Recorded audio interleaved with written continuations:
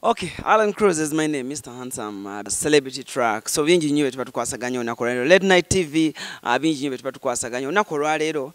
Njagala nkubuulire nti nina omusajja w'amaanyi, omusajja alabika bulungi era abakyala be bamutunuulira bagwa amatu, bakuyita kugwa amatu, kugwa maaso. Anyway, buli omu yandigamba buli mukyala ali eyo naddala abakyala abaagala abaana bano abanyiriramu Chali wange ate nga mukulu wange Chosen Blood gwe tulina olunaku olwaleero tugenda kuba tumanya tugenda kuba tutambula mpola mpola tumanye Chosen Blood kanneemu kanabbiri muntu kikaaki ki ekimunyiiza ayagala nnyo okulya tayagala ayagala nnyo okunywa tayagala ki ekimumakinga happy ye Chosen Blood gwe tulina olunaku olwaleero Chosen Yo this is Alan Cruz mwana kiri kitya kansembeze wana akatebe tunyumye bulungi kubanga byonna mbimanyi ka Chosen amanya matuufu Chosen yani Chosen bamuyita Musasizi Patrick yaman bamuzaala Mityana we yasomera nayingira city bakwita erinnya lisooka Patrick Musasizi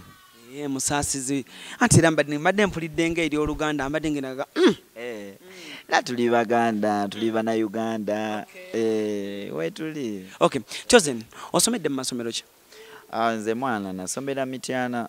Mityana mwe namba tumiddeko nali ku Roadside Primary School lili Mityana nengenda ku Mityana Secondary School ndemala nengenda ku Mityana Town Secondary School never nengenda Makerere nembimala wakola tourism definitely nakola tourism wali mwana wali mulenzi kikaaki mu class mu class nali mulenzi era wakabi okitekedde nti nga wegambye ombuuza mu class wa eya university ya primary yawa kwegamba abaana bonna nga gwe abakubisaawo wonna bagamba mwana Kachozen ako Kachozen anti kati nze kyenyiza okubuulira ekyafaayo okusoma kwange oba kyenyiza okubuulira n'omwana ali asoma ekiyinza omu inspiringa nze music standise mufunamu kati nti mumpita ku show nengenda nefuna ssente okuba natandika senior 1 nali sasula school fees because actually fuva P4 nali ku Roadside nenvaayo nga balisomera ddala ery'enjagala kola MDD ne bampa basari sasasula bwenava nenyingira senior 1 still nali ku music sasasula mpaka form 6 bwenamala senior 6 nekuba hit bagita Pressure ya Love nempa Pressure Love wajuko mu senior 6 yes au tujjao ne lutandika okumpeerera mpaka wenamala okusoma so okay omaliriza okusoma okubye Pressure ya Love okubye hit ne Walden how did you meet up with Walden kati nga omanyi nze gambe nze nava sakala kitegedde sagala kulimba site twajjangayo buzi kukyalira Sengani anti wemakindye babo weri okitegedde so kati nze nava sakala era ng'omuntu alina talent nga okufata oba inonoonya connection okufuna omuntu akola ki akwongerayo so this is what happened waliwo music competitions ezaaberangawo ku AY ne kalenda omukulu Dr. T yazihostinganga so Walden yajangayo kuyigo yimba ate nze nabiranga music competitions ez'okuyimba otegedde so we namusangawo naye mpandisa oluyimba olwo lwa Pressure ya Love from A to Z nga noonya muntu alugula kitegedde because a guy yali saving otandisa owandiika nga wegambye nti from school nali nkikola so kati nali nduyina Pressure ya Love nga maze oduwandiika lwonna noonya muntu ayinza kumpaamu ssente nsobola obeera mu city kitegedde jjukira nga mbadde Mityana maze osoma neeno siinaayo muntu w'embeera biki nga mbala n'abakyali bange so kati omwami oyo n'aŋŋamba waliwo wano omuwala naye anoonya nnyimba za kukola ki za kugula so kati omuwala bwe namulaba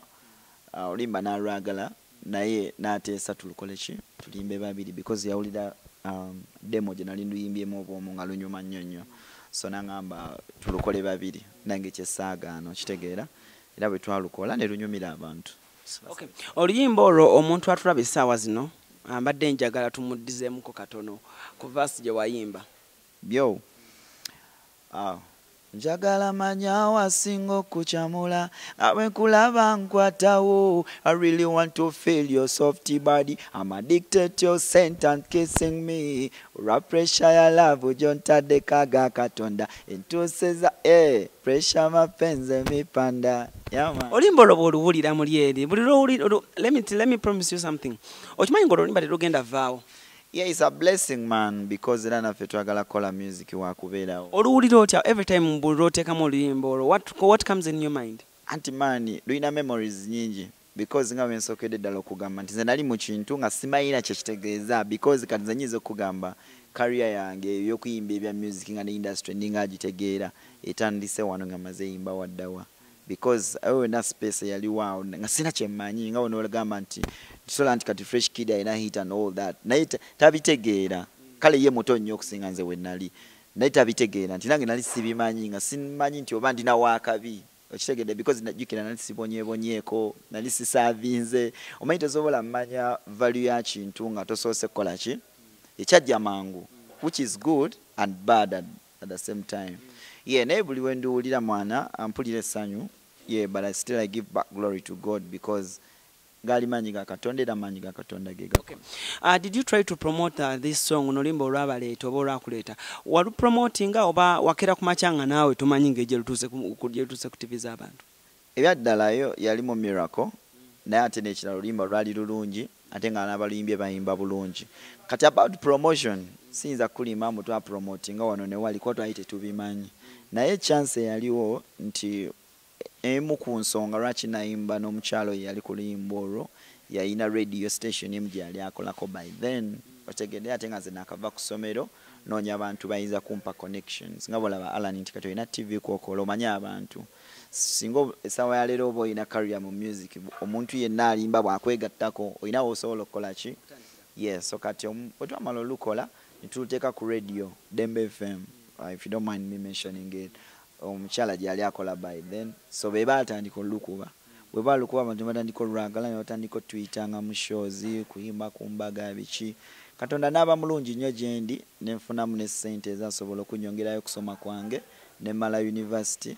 paka itwagende Bulaayo yimba show and all that yo olina asigalayo nze ne nkomawo oluyimba lwe laba twali London yeah bingi mwana it took us places man okay nga tukyaliko eyo story ennyini kuba abantu batandika bamanya muyimba babiri combination abaana bayimba bulungi omwana omulenzi ate all of a sudden tulaba kwawukana and okwawukana okutali kulungi so ne bagamba abaana in first batugamba ba Luganda okitegeera kati abooluganda ate abaawukanye obubi ate ne bagamba nti amazima gaali bwe gati baali beeyagala so like clear us kyenyinza okugamba tetwayawukana mu bubi kuba oli muganda wange kitegedde maama y'omu taata y'omu mwana wa ssenga wange kitegeeza ebintu by'okugamba nti mwali mweyagala si bituufu tetusobola mwana just ekyaliwo akawaani akaali kabuzaabuzaamu nti mu kusooka okukola twali tetumanyi nga bwe naagamba nti leero nayimbye oluyimba ne wininwaki ate bwe ngenda mu family meeting ewaka ne musangayo ate nga mbadde simanyi nga mbadde mulaba byessite okitegedde so kati ye surprise yoke yakiriko we were friends before even now we're friends but we're friends I mean the initial meetup was about friendship tukola fena tukoza akayimba but about knowing it fina bwe tweyita that came in later okitegedde so neki strengthening a bond yaffe otegedde we do our best and God does the rest fena tuba tetumanyi gyodda yeah nti ka time yatuuka nga circumstances ezimu tezikyatusobozesa kubanga tukyakola fembi kuba ye yali ayagala obulamu bwe kubeera Bulaaya ate nga nze njagala kubeera wano so twagenda Bulaaya n'asalawo sigalayo tekikuluma muli oli oba mwena muli temuwulira nga like bafaani bammwe mulina kye mwabakola kye batategeera bulungi well nze tekinnuma because I don't live a life of regrets buli ekibeerawo mmanya nti ebadde plan ya Katonda okitegedde so I always give glory back to God ate ekyokulala nti fena tukyali balamu okitegedde ye kasista so musobola okolayo oluyimba yeah man anytime we talk every time ne bwe ngende Bulaaya mulaba ne lwenaliyo nali naye ate gyali mulamu obulamu bugenda mu maaso akola kasente yeyagala so really proud of you sister wherever you are God bless you okay ogenda n'okomawo Uganda wano all of a sudden ng'omaliriza kosi ey'obulambuzi n'okomawo ate akulaba ng'okomerawo mu Team No Sleep nga Jeff akutteko I remember watching one interview back then nga bakubuuza nga Jeff yakusindise leero ki ekiriwo otandise ne Team No Sleep okoze ennyimba nga X waddawa yeah so all of a sudden atomala over mu Team No Sleep okay what went wrong well sometimes it's not all about what goes wrong but most times it's about what you deserve goals kijoyina mu bulamu omanyi tolindanga kintu kugoyinga wrong naye olina kuba ku goal ngaawe omanyi mwana nti ensi ffenna tuli basajja nawe oli musajja olina jjane gy'olina otambula olina okaringa omusalaba gwo so kati nga wekinyonyodde bwe nava e Bulaaya nakola nabo because twamala okukola waddawa nali sina management remember so he suggested we work together and he had the potential netukkiriziganya tukole mu due course awo nga tukola waliwo ebyatuukirira byalina okukola n'ebitaatuukirira bingi okitegedde so nganze omuntu mayini mu Luganda bagamba nanyini mufu yakwate wawunya so kati buvunaanyizibwa bwange era musalaba gwange okugwetikka ngwongereyo gye gulina okukola ki gye gulina okugenda so bwe nalabanga waliwo ebitatambula bulungi ne moving on nenvaayo yaman management zino ze mbeeramu do you get man as a person nowa manager ayongere ekintu mu maaso now different people have different terms kitegedde what you bring on table and what you get in return terms zange ekyo tekirimu kyoyogedde kitegedde naate oyinza osanga omulala nga mwekiri yes do you feel like mu team no sleep wali neglected and shiba bamuwa obudde bungi ate nga naye muli owulira olina dream yo woyagala ogiteeka naye nga ate muli olaba like waliwo akulembedde ennyo nga you're not given time nga bw'ogyagala no teri alina kuwa time teri alina kuteekayo eyo mboozi just gwe ne Katonda awo gwe weeteekayo okitegedde I'm competing chosen blood I'm driving my lane oba bamutaddeyo oba sibimanyi I'm only looking at me so about that ekyaliyo osanga yali time ye nga naye mwalina okukubira nga time ye mwalina okufunira akakasima okitegedde yeah naye nga buli omu aba alina lane ye gyavuga though at some point definitely I felt sidelined yeah and it's one of the reasons why I took the choices I made yeah how do you link up with Shiba Okola XO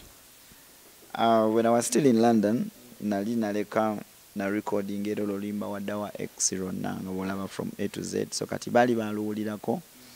kati omukulu nambuuza oba ebyokuyimba nabivaamu and stuff like that because yali awulirako nti I write music so I like yali ateesa ndukoleki ndumuguze ya luyimbe nene mugamba I'm still doing my thing era ngina kuba nkoma Uganda anytime so there was the option je namu want maybe we can do it together era naye nakikiriza ate ne tulukola era ne luba lwakabi omuvubuka akulaba eyo oba omuvubuka akulaba nga alaba chosen blood erinnya nga chosen alina we lituuse what's the difference oba buzibu ki obuliwo oba njawulo kyeriwo wakati w'okuba chosen nga yeevuga ng'omuntu ne chosen okuba under a certain umbrella of management well tekina nnyo njawulo because you being under an umbrella or being not being under an umbrella you have to be under yourself first ngoba ino kwebereramu so at the moment I work with Arafat okitegedde naye tekitegeeza mbuno omuntu atali na management oba atalina gwali naye mbu is the end of the world kala alina management alina benefits A to B ayinza oba alina zamusingako nene omuvubuka ali eyo omuntu yenna naakuyambako ajja kukusanga mu lugendo ng'otambula nesooka gw'otambule bw'anajja nga tonamusindisa ajja kukusangayo ne bw'atalijja era olugendo lwojja lutambula okitegeera kyentegeeza yeah because obadde omubuuza nti omuvubuka ali eyo nga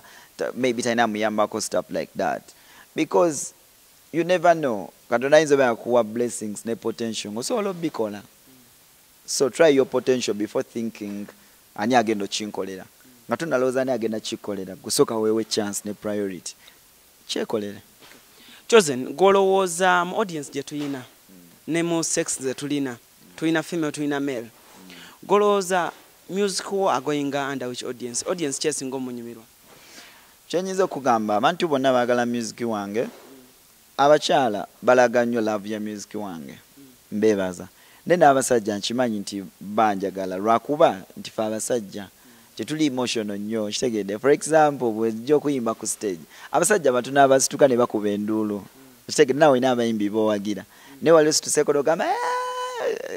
kitegedde so fe tuwagira naye ate nno okuwagira kw'abasajja nakwakabi manyiwe kusingira omusajja most cases ajja n'agula tiketi n'agula n'eya mukazi we kitegeeza obuwagizi bwe bulina ki buli mu monetary terms aba muwagizi w'amaanyi nnyo abakyala yakuwagira ayinza okupostinga ku Facebook ayinza okukubira akalulungoze ku stage which is good nene abasajja nabo tuleke basadline ngambo bawagira ate nnyo because era kati goyinza sangayo Alan oyinza oba oli haji nayo bahajati bo basatu ngabona bagala that's an example ngabona bagala kujja mu show buli omu n'omuwa ssente ezo yingira nezo kugulamu ebyokunywa so singa obadde tompagira era bagamba sijja simwagala temugendayo kitegeeza n'abakyala bayite bajja kola ki kujjayo so abagizi bona batwagala. Chosen omukyala bwakulaba buli mukyalo abakyala abasinga oba n'abawala abasinga Chosen wali okwaniddwako okwanibwa okitegedde si Chosen wali okwanyeko Chosen wali okwaniddwako maani nze nfuba nnyo obutakitwala bwentyo kubanga abakyala abo bawagizi bange mbagala nnyo mbawe ekitiibwa kati ayinza okujja oba najjiramuko kale mu mbeera bwetyo okitegedde naye bambi olumu olina obba understanding kuba gye tuyimbirae abamu bifo bya kusanyukirwamu babanyweddemu ku kenge biki okitegedde kati ebintu bino olumu bituvugako mu layini etali ntuufu but I don't want to judge them nti bankwana no that's rude chiba arrow bakwano bange bawagizi bange bajja ne bansanyukira oli nawe nobakwata bulungi of course kati omuwagizi tuliwo lwabawagizi if we don't show them if you don't show love back ne love yawe nabo bagenda gitujjako yes so kyakabi mwana Chosen mirundi emeka okay mirundi emeka nga bashuga mami bajja joli oba bashuga mami be batya kisinzira gwo kitegeera otya okay mirundi emeka abakyala abalina mu kasente nenga ate n'emyaka akusingamu gye bazze joli munange nno laba nga sikulimbye banza no bate bajjangako kisinzira kale nzija ki waliwo abantu ajja ng'ebyaddala wayimbye akayimba ne kamukwatako okitegedde bali eyo ma office gaabwe bakola biki nakusanga oboze yimba ku mukolo agamba banaye mutabani wayimba akayimba bwe kati kankwatako nnyo nakuwayo $200 jangu kewaka endalo zino ne balance tekisoboka ekyo tekikola because mwana nga bwomanyi abakyala ffe tulina obbawa kitegedde kubeera nze mwenyini nze nagamba mwayogeza ebirimi mugamba ebyakyalo ateekamu ng'akwana mugamba eki ekitegeeza abakyala man women yani katonda oli bw'aba ayogeza akasente ke nga kangi mugambe yesalo omusajja nga yakogezewo omukyala ate omukyala wabanga yakogeza tebikwatagana kubeera gwe okimanyi ne katonda asooka kutonda Adamu ekitegedde bali lubirizi lwaffe ffe tulina obba supporting era omuvubuka yenna ali eyo mwana bwaba alina mukyala we nga baagala nanga katonda omukyala yamublessingamu nakasente nga amuwaayo that's okay si kibi because omanya relationship they are supporting each other naye ate omuvubuka okubeera awo mbwapowe muye alowooze oba nga bendera bwe nagamba mu byakyalo nti yasituka obunyama yakola 6 packs alowooze mbu ffe tugenda wanga abakazi baffe sente ze tukoze nnyo mbu yajja azibajjeko no it doesn't work that way oba olina okukola ng'omusajja ne katonda na blessinga hasoyo yaman Chosen olinamu ku sente era tuzifuna katonda azituwadde atuyagala tuzeegaana olina sente terizimala naye nga tuyinawo eziriwo though tukyanoonya ezisingako. Chosen alina omwana no don't have a family for now but anytime. Ekibuuzo ekirala kye naalyagadeko okubuuzaako Chosen oliwo akayimba ennaku zino akagamba Sirwana nkamanyi Chosen omukyala we yali kulwanidde kisinzira kiri ku mutima gwe akitegedde naye nga nze mu ndowooza yange nzikiriziganya n'akayimba ako because kati ze kale katukize ku basajja Alan guy kankize nakunze bw'ojja n'okwana mukazi wange bya force tokoze biki byonna nengoze n'omwegomba nga nange bwe namwegomba n'omukwana nawuliriza ebintu byo simanyi oba nze musiru oba nze mukyamu naye nze mba ndabanga gwe sikuyinaako obuzibu mbuyina kuye kuba waze n'obimugamba n'abiwuliriza nga nange bwe nakuwa ne time kitegeeza nange osanga we najjira okumugamba ebyange osanga era naye yalina we yali okitegedde so ze kikakata kunze okuprotectinga mukazi wange okugaana ebintu byo so ate singa omukwata lwampaka awo nfuna n'emmundu nekkuba n'essasi okitegedde naye bw'ojja omukwanye omugambye omulaze ebirungi ebi okusinga bye muwadde kinnuma mbu okikoze but I can't attack you kuba tokikoze forcefully. Chosen oyagala bawala kikaaki, oyagala bawala abeeru, oyagala bawala abaddugavu, oyagala bawala kikaaki? Man, woman is woman. We're blessed with that creature. Woman is more than women. So I can't describe since oba mumpi oba muwanvu. Woman is woman. Kasa tukwatagana abeera omulonde mba mulonze aboyo. Yeah, mama ojali? Yeah, mama jali mutumiddeko emityana. Okay. Yeah. Ani akwambaza? Yeah, well, nyambaza abantu bangi banyambaza. Yeah, waliwo kyaliwo ngamita Izodizo, waliwo Tricky Trends. Yeah, waliwo Pintos, yeah, Teira Atunga, Raphael Kasule, Gajana Fashions bangi. Nga bomanyi mwana nti nze njagala nnyo okuwagira ekintu kya wano okitegedde nti bwe ndaba nti nga bwe nkuwadde example nti Pintos oba Kasule Raphael nze nina ekirowoozo nti ne Gucci oba Versace at one point how many years back that we don't know osanga nayo yatandika ali Teira muntu omuwati. So kati bwe mpagira omuntu atunze ekintu n'ekyambala you never know some years ahead ayinza oba nga Versace oba Gucci gwe twegomba. Okay. Yeah. Chosen nga tumaliriza mukyala wo omugamba ky'essaawa zino kuba kati ali waka alaba TV.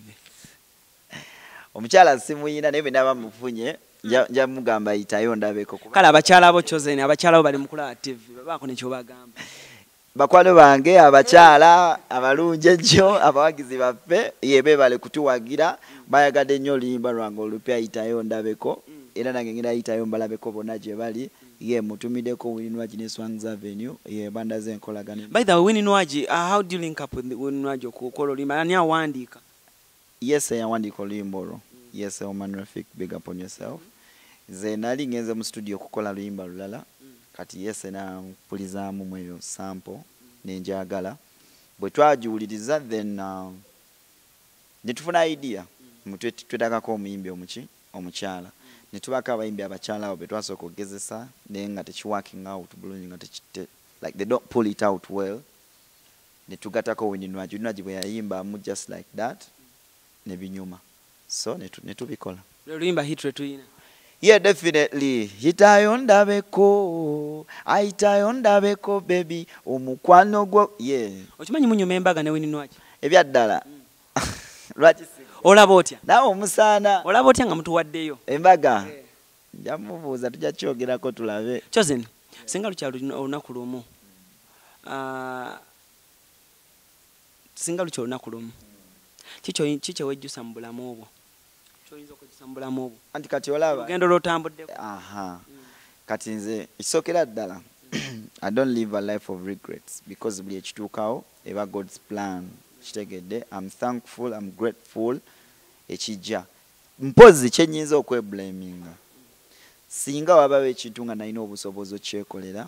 nene sitakikola nja kweblaminga si mumbeerawo nga ndi expected nnyo muggwe mbogenda kunkolera kino bw'okikola well and good I'll be glad nesagala nnyo tuulaawo ngambe mbu Alan Cruz ogenda kunkolera kino so nga ate singa sikyekolera kijja kunnuma nnyo. Direct example manyo yimba Katonda yampa ekitone ekyo yimba naye bwe mbeeraawo ne sitagenda mu studio kuyimba luyimba lunyuma nakyejjusa naye bwe nkikola tewaba kwejjusa. Nga tumaliriza kiki oyinza okugamba omuvubuka akulaba essaawa zino? Omuvubuka mwana yekkiririzeemu yaman because olaba eno ensi abantu abasinga negative vibe nene. At one point Bobi Wine oyo yangambako nangamba 98% of the people they are pushing negative vibe. Naye bana ababiri abasigaddeyo yeggwe oba ne mama oba nani oba tonaabo gwe bolaba otandise nabo abakukkiririzaamu bobo focusingako negativity jesonyiwe ala ne bamalamu amaanyi bangi buli lucha olajja kujja gambe kinagambe tobawuliriza. Omuvubuka yekkiririzeemu negative vibe agizibira amatu akole nnyo ate Katonda ayagala omulimu gwe buli kimu kakasa blood kuba gokimanyi kisoboka buli kimu kisoboka. Chosen Blood mu bitonotono bwate bwawunzise amanya mta Alan Cruz Mr. Hanza mgenda ku Facebook Alan Cruz ojja kumufuna bulungi nnyo, Instagram official Alan Cruz, Twitter @Mr. Hanza ojja kumufuna bulungi nnyo. Tusinkana olunaku oluddako tovaawo.